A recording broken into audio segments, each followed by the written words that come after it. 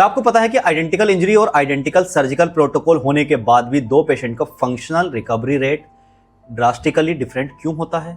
जहां एक patient 6 week में फुल रेंज ऑफ मोशन और वेट बेयरिंग लोडिंग अचीव कर लेता है, वहीं दूसरे महीने तक क्रोनिक पेन और काइनेजियोफोबिया यानी मूवमेंट के डर में अटका रहता है।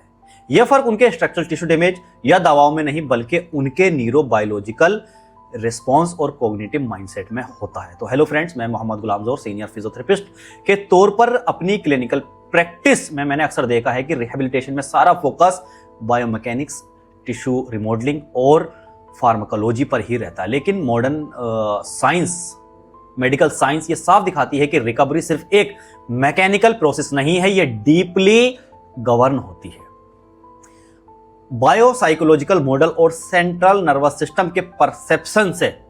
माइंडसेट और बॉडी के इस साइंटिफिक लिंक को वैलिडेट करने के लिए साल 2007 में हार्वर्ड यूनिवर्सिटी की रिसर्चर्स डॉक्टर एलन लेंगर और डॉक्टर एलिया किरम ने एक लैंडमार्क स्टडी कंडक्ट की, जो साइकोलॉजिकल साइंस जर्नल में पब्लिश हुई थी। उन्होंने 84 होटल रूम्स अटेंडेंट्स पर स्टडी की जो डेली हैवी फिजिकल लेबर करते थे, लेकिन उनमें से 67 का कॉग्निटिव परसेप्शन था कि वे बिल्कुल एक्सरसाइज नहीं करते और इसी वजह से उनके बेसलाइन फिजियोलॉजिकल मार्कर जैसे ब्लड प्रेशर और बीएमआई काफी पुअर थे।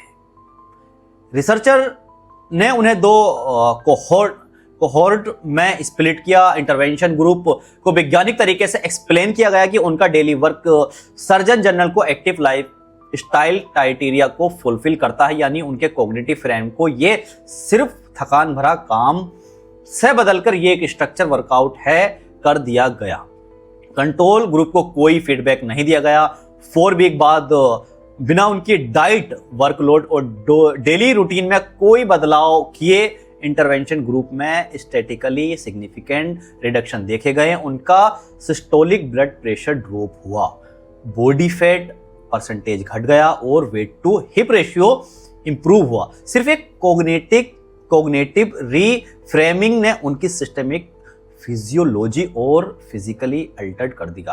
क्लिनिकल परस्पेक्टिव से समझे तो जब कोई पेशेंट चोट के बाद पेन कैटास्ट्रोफेजिंग या फियर अवॉइडेंस लूप में चला जाता है, तो ब्रेन का लिम्बिक सिस्टम और एचपीए एक्सिस लगातार कोर्टिसोल और प्रो इन्फ्लेमेटरी काइटोकाइनेज रिलीज करते हैं। ये स्टेट सेंट्रल सेंसिटाइजेशन रेगर करती है, जहां स्पाइनल कॉर्ड और ब्रेन पेन सिग्नल को हाइपर सेंसिटिव एम्पलीफाई कर देते हैं। मसल प्रोटेक्शन गार्डिंग पैदा होती है और स्ट्रक्चरल टिश्यू हीलिंग इनहिबिट हो जाती है।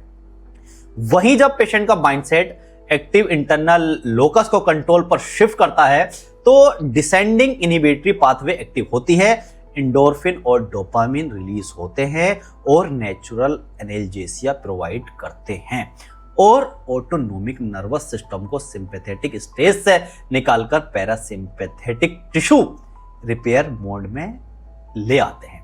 इसलिए फिजियोथेरेपी सिर्फ एक मैकेनिकल सेट और रैप का नाम नहीं है, ये न्यूरोप्लास्टिसिटी और न्यूरोमस्कुलर रीएजुकेशन की प्रोसेस है। अगली बार जब आप अपना रिहैब प्रोटोकॉल एक्सरसाइज एग्जीक्यूट करें तो अंडरस्टैंड करें कि आपका ब्रेन रियल टाइम में आपके सेलुलर रिकवरी और पेन पाथवे को मॉड्यूलेट कर रहा है। आपका स्ट्रक्चर टिश्यू इसी तरह अडेप्ट करता है जैसे सिग्नल आपका नर्वस सिस्टम जनरेट करता है।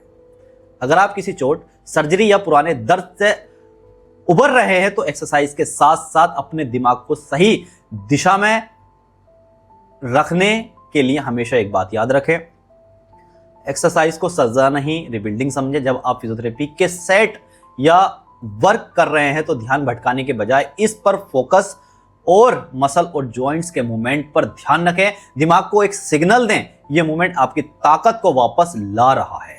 बार बार रिवाइज करें, आपकी बॉडी की रिकवरी उतनी ही तेज होगी जितनी शांत और भरोसेमंद आपका नर्वस सिस्टम होगा। कोई सवाल हो तो कमेंट में लिखें, वीडियो को लाइक कर दें, चैनल को सब्सक्राइब कर लें। थैंक यू सो मच, मिलते हैं अगली वीडियो में।